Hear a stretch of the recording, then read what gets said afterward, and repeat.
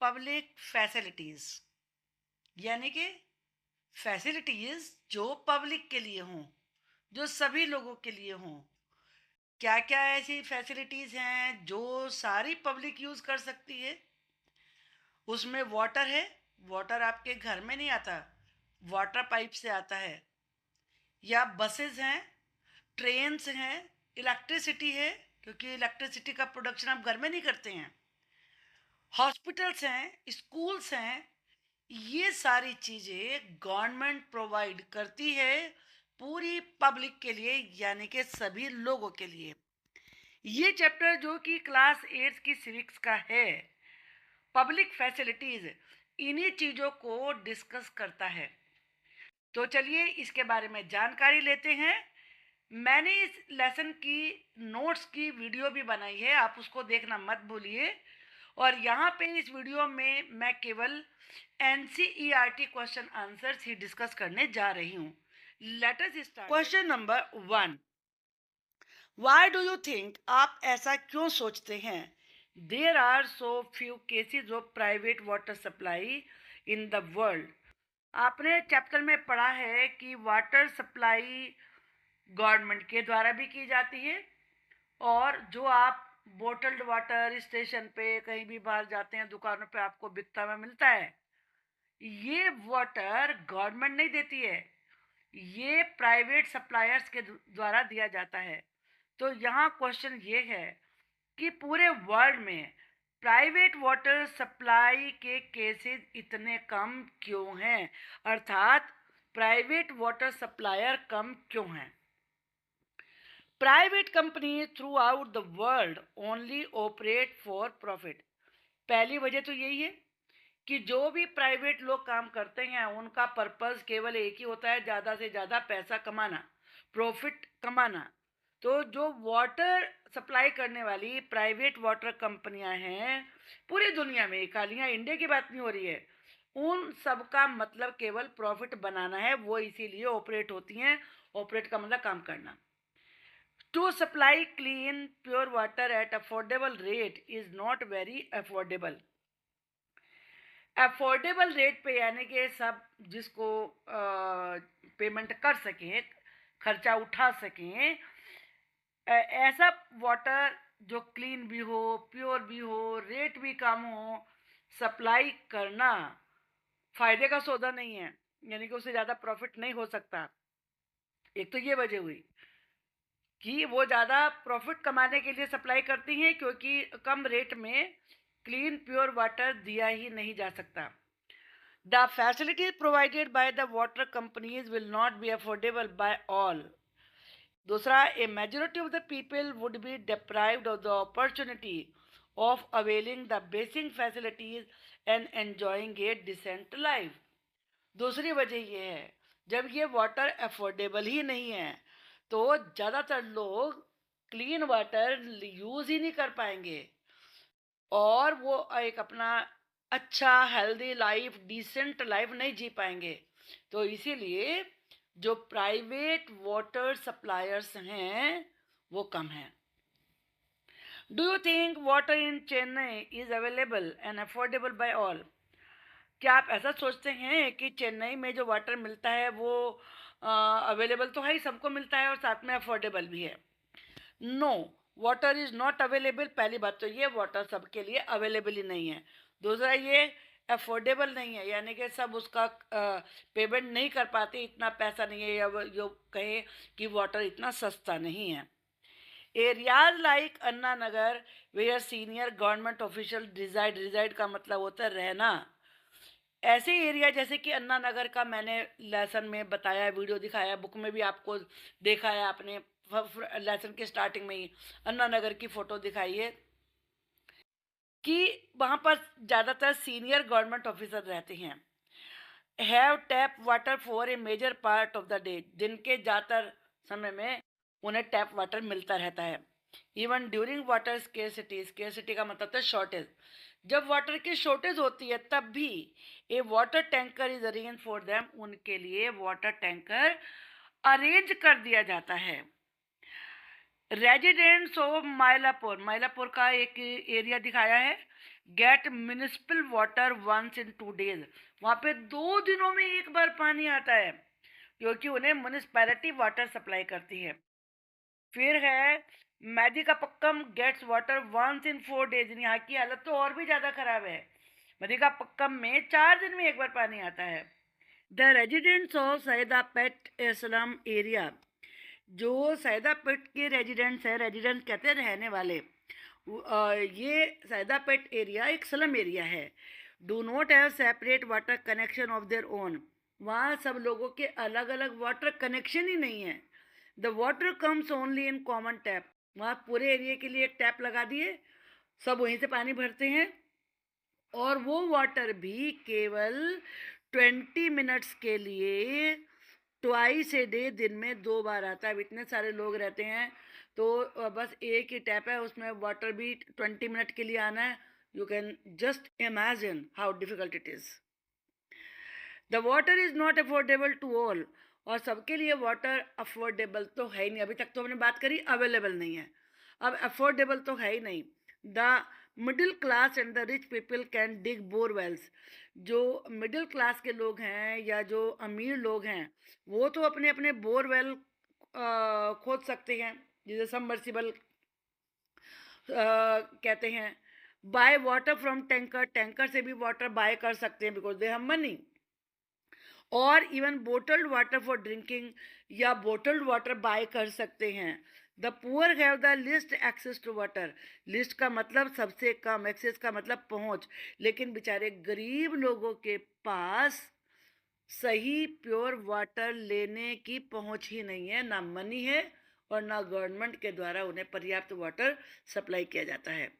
Now question number 3, how is the sale of water by farmers to water dealers in Chennai affecting the local people.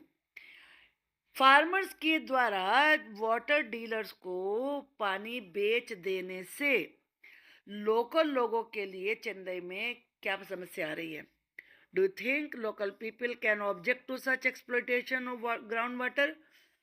क्या ऐसा क्या आप सोचते हैं कि जो लोकल लोग हैं वहाँ के, वो ग्राउंड वाटर लेवल का गलत प्रयोग किया जा रहा है, इसकी शिकायत कर सकते हैं क्या? Can the government do anything in this regard? क्या गवर्नमेंट इस बारे में कुछ कर सकती है? The sale of water by farmers to water dealers in Chennai is affecting adversely the local people.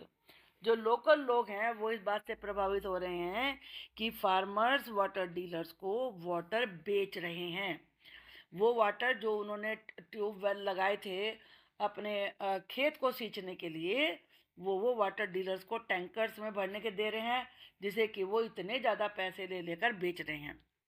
The ground water level of surrounding towns and villages have dropped drastically, resulting in the loss of drinking water to local residents. क्या असर होता है इसका? Ground water level ज़्यादा बाहर निकाला जा रहा है, तो नेचुरली वाटर लेवल नीचे चला जाएगा, और जिससे कि जो लोकल रेजिडेंट्स हैं उनको ड्रिंकिंग वाटर भी नहीं मिलेगा। वहाँ से तो वाटर लिया, वो तो शहरों में जाके ज़्यादा पैसों पे बेच दिया। द प्राइवेट कंपनीज और water dealers pay farmers in advance for the right to exploit water sources. जो प्राइवेट कंपनीज हैं, जो वाटर डीलर्स हैं, वो किसानों को पैसा देते हैं ज़्यादा ऑन देयर लैंड, कि वो उनकी लैंड में से पानी निकालने दें। These companies are using a fleet of over 13,000 water tankers. You can just imagine, एक दो वाटर टैंकर नहीं, 13,000 वाटर टैंकर्स यूज कर रहे हैं खेतों में से, जो फार्मर की जमीन है उसमें से वाटर निकालने के लिए। Water has become short for agriculture, जिसका रिजल्ट क्या हो रहा है कि एग्रीकल्चर के लिए वाटर कम हो रहा है, resulting in less production of food grains, जिससे कि फूड ग्रेन्स का वाटर प्रोडक्शन कम हो रहा है। अब सोचेंगे कि एक ने बेचा तो क्यों बेच रहे हैं भाई, वो ज़्यादा प्रॉफिट। होता क्या है कि ये नहीं कि वो अपने खेत में से बेच रहे हैं तो वाटर वहीं से जाएगा, नीचे जाके, ज़मीन के नीचे जाके ऐसी बाउंड्री नहीं बनी हुई है कि ये इसका खेत है वो उसका खेत है। जब वाटर जा रहा है तो मान लीजिए जिसने नहीं बेचा वाटर, उसकी ज़मीन का अभी तो water level, ground water level कम हो रहा है ना, तो प्रॉफिट तो एक ले रहा है, और जितने आसपास के एरिया हैं वाटर जो ग्राउंड वाटर लेवल है वाटर वो तो सभी के लिए कम हो रहा है। तो इस तरीके से वो फार्मर्स भी लॉस में रहते हैं, बस कुछ को फ़ायदा होता है। Why are most of the private hospitals and private schools located in major cities and not in towns or rural areas? कि जो प्राइवेट हॉस्पिटल्स हैं या प्राइवेट स्कूल्स हैं वो बड़े बड़े शहरों में होते हैं, छोटे कस्बों में नहीं, ना ही रूरल विलेज एरिया में होते हैं। क्यों? Private hospitals and private schools are located in major cities and not in towns or rural areas because the infrastructural and modern facilities to run such institutes are not available in towns or rural areas.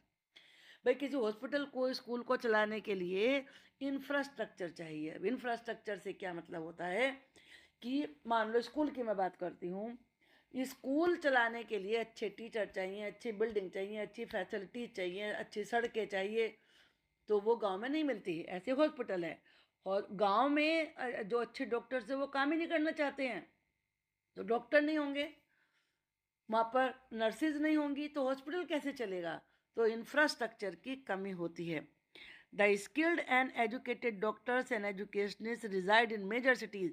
जो expert पढ़े लिखे doctor और educationist हैं वो शहरों में रहते हैं।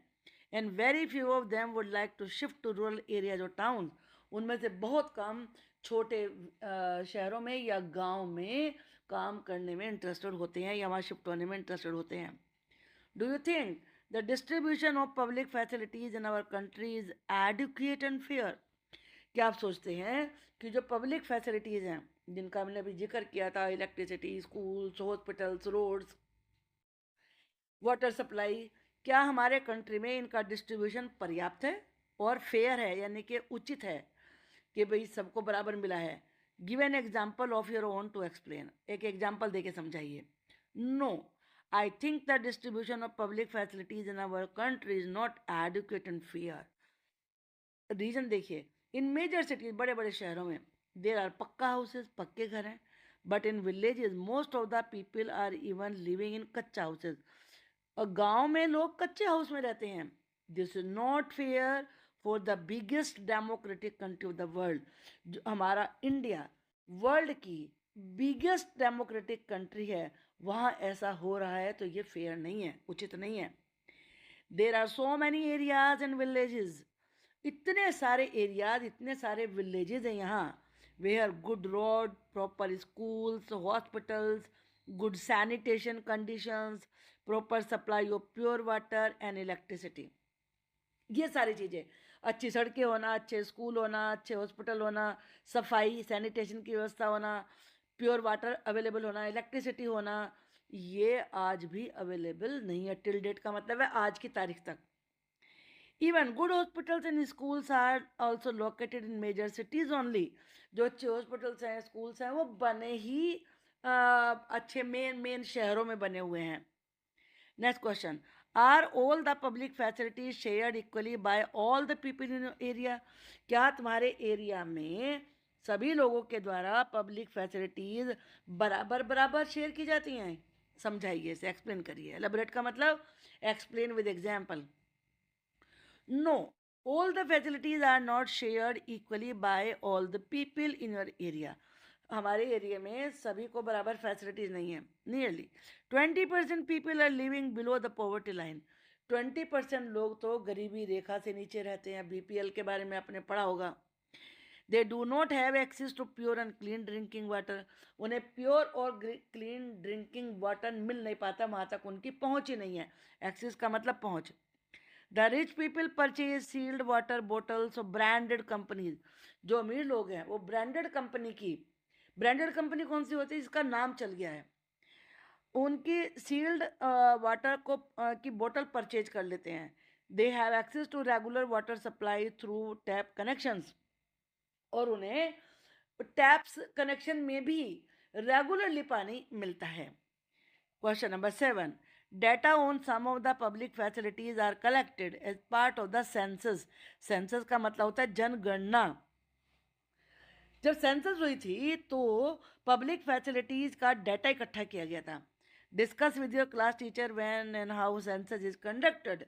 टीचर के साथ डिस्कस करिए कि सेंसस कब होती है और कैसे होती है। Census is conducted every 10 years. हर 10 साल के बाद सेंसस होती है। The last census was conducted in 2011। 2011 में हुई थी, अब 21 में होनी चाहिए थी, लेकिन अभी तक नहीं हुई है। The government appoints special people to collect data. Government data इकट्ठा करने के लिए स्पेशल लोगों की ड्यूटी लगाती है। From door to door about population. क्या डाटा इकट्ठा करते हैं ये, कि पॉपुलेशन कितनी है, ऑक्यूपेशन का मतलब जॉब, जॉब क्या करते हैं, access to public facilities, public facilities तक उनकी पहुंच कितनी है। The data is compared with last figures. फिर जो पिछली सेंसस है उसके डाटा से उसे कंपेयर करते हैं। जैसे अगर अब होती है तो किससे होगी उसकी कंपैरिजन, 2011 वाली से। Planned figures and suitable actions are taken. फिर प्लानिंग करके एक्शन लिया जाता है। प्राइवेट एजुकेशनल इंस्टीट्यूशंस, जो स्कूल्स हैं, कॉलेजेस हैं, यूनिवर्सिटीज़ हैं, technical and vocational training institutes हैं। वोकेशनल मतलब जो स्किल के बारे में जानकारी देती हैं। Are coming up in our country in a big way. बड़ी मात्रा में हमारे देश में ये सब बन रहे हैं। ऑन द अदर हैंड, इसके विपरीत educational institutes run by the government are becoming relatively less important. जिन्हें सरकार चलाती है स्कूल्स कॉलेजेस को, वो ज़्यादा इम्पोर्टेंट नहीं रहे हैं। What do you think would be the impact of this. इसका इम्पैक्ट क्या होगा, इम्पैक्ट कहते हैं प्रभाव। Discuss the impact of privatisation of education. जो जैसे प्राइवेट स्कूल ज़्यादा आगे बढ़ रहे हैं, गवर्नमेंट के स्कूल पीछे छूट रहे हैं, वहाँ की पढ़ाई का स्टैंडर्ड अच्छा नहीं है, तो इसे प्राइवेटाइजेशन कहते हैं। विल बी एज फॉलोज, वो ऐसे होगा इसका प्रभाव। The education will be more costly. Education ज़्यादा कॉस्टली हो जाएगी, क्योंकि आप जानते हैं प्राइवेट स्कूलों की फीस बहुत ज़्यादा होती है। मिडिल क्लास लोग तक ही पे कर सकते हैं, जो एवरेज जिनकी तनख्वाह है वो उसको पे भी नहीं कर पाते हैं। However, the new techniques of education will be followed with modern instruments. Modern instruments के साथ जो एजुकेशन की नई टेक्निक है उसे फॉलो किया जाएगा। The private companies in the competition try to land better facilities. जो प्राइवेट कंपनीज हैं, प्राइवेट स्कूल्स हैं, वो ज़्यादा बेहतर फैसिलिटीज़ देते हैं कंपटीशन के लिए। There will be more inequality in society. और इस तरीके से जो गैप आ गया है कि गवर्नमेंट के स्कूल बेकार हो रहे हैं, प्राइवेट अच्छे हो रहे हैं, इससे सोसाइटी में इनइक्वलिटी आएगी, असमानता आएगी। जैसे मैंने बताया ना कि बहुत सारे पॉपुलेशन तो ऐसी है कि जो प्राइवेट स्कूल की खर्चा उठा ही नहीं सकती है। Because only people from richer strata, strata का मतलब है section, will be able to afford to send their children to private institutions। कि प्राइवेट स्कूल कॉलेजेस में केवल अमीर लोग ही अपने बच्चों को भेज पाएंगे, क्योंकि वहाँ के चार्जेस, वहाँ की फ़ीस बहुत बहुत ज़्यादा होती है। आई होप कि आपको ये पूरा चैप्टर अच्छे से समझ में आ गया होगा। आपको मेरा पढ़ाया हुआ पसंद आता है तो प्लीज़ चैनल को सब्सक्राइब कर लीजिए, और वीडियो को लाइक भी करिए, शेयर भी करिए, और मुझे ज़रा एक लाइन लिख के तो बताइए आपको मेरी वीडियो कैसी लगती है, क्योंकि मेरे लिए तो यही मोटिवेशन होता है ना कि आप मेरी वीडियो को लाइक कर दें, और अगर मान लीजिए कमेंट लिख दें तो मुझे अच्छा लगता है। Thank you.